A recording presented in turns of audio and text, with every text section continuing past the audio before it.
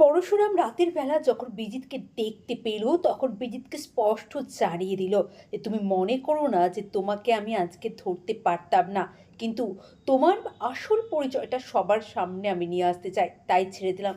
ওইদিকে মুখার্জি বাড়ির প্রত্যেকটি মানুষ অত্যন্ত কৌতূহলে রয়েছে যে বিজন লাল, বিজিত লাহেরি, কুসুমপুর, শিবানী, এই সমস্তটার মধ্যে তারা যেমন কেমন একটা ঘেঁটে রয়েছে। আসল সত্যিটা কি সেটা কিন্তু প্রত্যেকেই জানতে চায়, আর সেটা জানে পরশুরাম।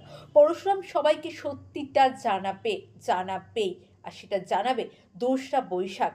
হ্যাঁ, যেদিন তার বোনের বিয়ে হয়েছিল, যেদিন তার বোন বাড়ি থেকে পালিয়ে এসে ওই নোংরা ছেলেটাকে বিয়ে করেছিল। শিবানী হয়তো কোনোদিন ভাবতেও পারে না, অনেক মেয়েই ভাবতে পারে না যে তাদের শেষ পরিণতি এমনটা হবে ভালোবাসার মানুষের হাত ধরে বেরিয়ে এলে। ওদিকে পরশুরাম বলে দিল যে আজকে তো তোমাকে আমি ধরে রাখবো না, বিজিত লাহেরি ওরফে বিজনলাল, তুমি আজকে কলকাতায় চলে যাও, তুমি আবার আসবে, কারণ শিবানী তোমার জন্য এখানে অপেক্ষা করছে, তোমাকে আসতেই হবে। ওইদিকে নন্দাও সেরকম কথাই বলছিল, যেমন কথা তাদেরকে স্পেশাল ব্রাঞ্চের সবাই শিখিয়ে দিয়েছে।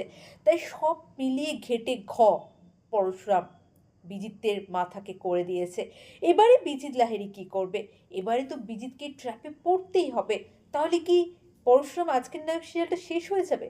বিজিতকে শাস্তি দেওয়ার পরে সিরিয়ালটাতে আর কি থাকবে? না, অনেক কিছু থাকবে।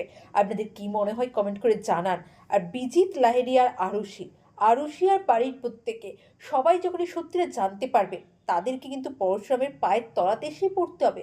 কারণ পরশুরাম আর তটিনী বারবারই সত্যিটা সবাইকে জানানোর চেষ্টা করেছে যে বিজিত কতটা নোংরা, কিন্তু কেউ তাদের কথা বিশ্বাস করেনি। কিন্তু এবারে সত্যিটা সামনে আসবেই সত্যির সামনে। তাই তো বন্ধুরা, কেমন লাগলো কমেন্ট করুন। ভালো থাকুন, সুস্থ